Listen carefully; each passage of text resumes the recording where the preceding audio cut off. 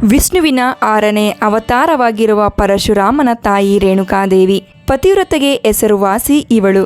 ದುಷ್ಟರ ಪಾಲಿಗೆ ಕಾಳಿ ಸ್ವರೂಪಳು ಇವಳು.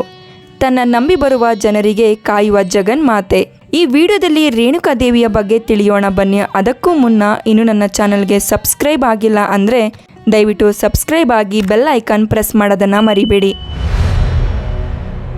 ರೇಣುಕಾ ರಾಜನಿಗೆ ಮದುವೆಯಾಗಿ ಬಹಳಷ್ಟು ವರ್ಷ ಕಳೆದರೂ ಮಕ್ಕಳಿಲ್ಲದ ಕಾರಣದಿಂದ ಅವನು ಪುತ್ರಕಾಮಷ್ಟಿ ಯಾಗವನ್ನು ಮಾಡುತ್ತಾನೆ. ಆ ಯಾಗದಿಂದ ದೇವಿ ಸ್ವರೂಪಳಾದ ಒಂದು ಹೆಣ್ಣು ಮಗು ಜನಿಸುತ್ತದೆ. ಆ ಹೆಣ್ಣು ಮಗುವಿಗೆ ರೇಣುಕಾ ರಾಜನು ರೇಣುಕಾದೇವಿ ಎಂದು ಹೆಸರಿಡುತ್ತಾನೆ. ರೇಣುಕಾದೇವಿ ಬಾಲ್ಯವನ್ನು ಕಳೆದು ಯೌವನಕ್ಕೆ ಬಂದಾಗ ರೇಣುಕಾ ರಾಜನು ಅಗಸ್ತ್ಯ ಮುನಿಗಳ ಸೂಚನೆಯಂತೆ ಮಗಳನ್ನು ಜಮದಗ್ನಿ ಮಹರ್ಷಿಗೆ ಕೊಟ್ಟು ಮದುವೆ ಮಾಡುತ್ತಾನೆ. ಮದುವೆಯ ನಂತರ ರೇಣುಕಾದೇವಿ ಮತ್ತು ಜಮದಗ್ನಿ ಮಹರ್ಷಿ ಮುನಿ ಇಬ್ಬರು ರಾಮಶೃಂಗ ಪರ್ವತದಲ್ಲಿ ವಾಸಿಸುತ್ತಿರುತ್ತಾರೆ. ಪತಿವ್ರತೆಯಾದ ರೇಣುಕಾದೇವಿಯು ಗಂಡನಿಗೆ ಎಲ್ಲ ರೀತಿಯ ಸೇವೆಯನ್ನು ಮಾಡುತ್ತಿರುತ್ತಾಳೆ.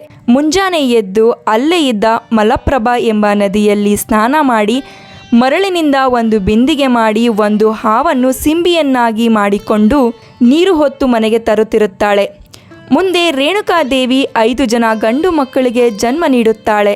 ವಾಸು, ವಿಶ್ವವಾಸು, ಬಿಹುದ್ಯಾನು, ಭೃತ್ವಕಣ್ವ ಮತ್ತು ರಾಮಭದ್ರ. ಮುಂದೆ ರಾಮಭದ್ರ ಶಿವಪಾರ್ವತಿಯ ಆಶೀರ್ವಾದದಿಂದ ಪರಶು ಎಂಬ ಅಸ್ತ್ರವನ್ನು ಪಡೆದು ಪರಶುರಾಮ ಎಂದು ಹೆಸರು ಪಡೆಯುತ್ತಾನೆ. ಒಂದು ದಿನ ರೇಣುಕಾದೇವಿಯು ನದಿಗೆ ನೀರನ್ನು ತರಲು ಹೋದಾಗ ಅಲ್ಲಿ ನೀರಿನಲ್ಲಿ ಆಟವಾಡುತ್ತಿದ್ದ ಗಂಧರ್ವರನ್ನು ನೋಡಿ ಮೈಮರೆಯುತ್ತಾಳೆ. ಸಮಯ ಕಳೆಯುವುದೇ ಅವಳ ಅರಿವಿಗೆ ಬರುವುದಿಲ್ಲ. ಅವಳಿಗೆ ವಾಸ್ತವದ ಅರಿವು ತಿಳಿಯುವಷ್ಟರಲ್ಲಿ ಸಾಯಂಕಾಲವಾಗಿ ಹೋಗಿರುತ್ತದೆ. ಆಗ ಅವಳು ತುಂಬ ಭಯದಿಂದ ಮರಳಿನಲ್ಲಿ ಮಡಕೆ ಮಾಡಲು ಹೋದಾಗ ಏಕಾಗ್ರತೆ ಇಲ್ಲದ ಕಾರಣದಿಂದಾಗಿ ಮಡಕೆ ಮಾಡಲು ಸಾಧ್ಯವಾಗುವುದಿಲ್ಲ. ತುಂಬ ಭಯದಿಂದ ಮನೆಗೆ ನೀರಿಲ್ಲದೆ ತೆರಳುತ್ತಾಳೆ. ಇದನ್ನು ಕಂಡ ಜಮದಗ್ನಿ ಮಹರ್ಷಿ ಕೋಪಗೊಂಡು ರೇಣುಕಾದೇವಿಯನ್ನು ಮನೆಯಿಂದ ಹೊರಗೆ ಕಳಿಸುತ್ತಾನೆ. ಆಗ ರೇಣುಕಾದೇವಿಯು ತಪಸ್ಸಿಗೆ 3 ದಿನ ಕೂರುತ್ತಾಳೆ. ಏಕನಾಥ ಮತ್ತು ಜೋಗೇಶ್ವರ ಎಂಬುವವರು 3 ದಿನಗಳಲ್ಲಿ ಗಂಡನನ್ನು ಒಲಿಸಿಕೊಳ್ಳುವ ಪ್ರತಿಯನ್ನು ಹೇಳಿಕೊಡುತ್ತಾರೆ. ಅದನ್ನು ಮಾಡಿ ರೇಣುಕಾದೇವಿ 4ನೇ ದಿನ ಮನೆಗೆ ಹಿಂತಿರುಗುತ್ತಾಳೆ. ಆದರೆ ಕೋಪ ಆರದ ಜಮದಗ್ನಿ ಮಹರ್ಷಿಗಳು ತಮ್ಮ 4 ಜನ ಮಕ್ಕಳಿಗೆ ರೇಣುಕಾದೇವಿಯ ತಲೆ ಕಡೆಯಲು ಹೇಳುತ್ತಾನೆ. 4 ಜನ ಮಕ್ಕಳು ತನ್ನ ಎತ್ತ ತಾಯಿಯ ತಲೆ ಕಡೆಯಲು ನಿರಾಕರಿಸುತ್ತಾರೆ. ಮತ್ತೆ ಕೋಪಗೊಂಡ ಜಮದಗ್ನಿ ತನ್ನ 4 ಮಕ್ಕಳನ್ನು ಸುಟ್ಟು ಬೂದಿ ಮಾಡಿಬಿಡುತ್ತಾನೆ. ನಂತರ ದೂರದ ದಟ್ಟಡವಿ ಕಾಡಿನಲ್ಲಿ ತಪಸ್ಸಿಗೆ ಕುಳಿತಿದ್ದ ಪರಶುರಾಮನನ್ನು ಕೂಗುತ್ತಾನೆ. ತಂದೆಯ ಧ್ವನಿ ಕೇಳಿದ ಪರಶುರಾಮ ತಪಸ್ಸಿನಿಂದ ಎದ್ದು ತಂದೆ ಇರುವ ಸ್ಥಳಕ್ಕೆ ಬರುತ್ತಾನೆ.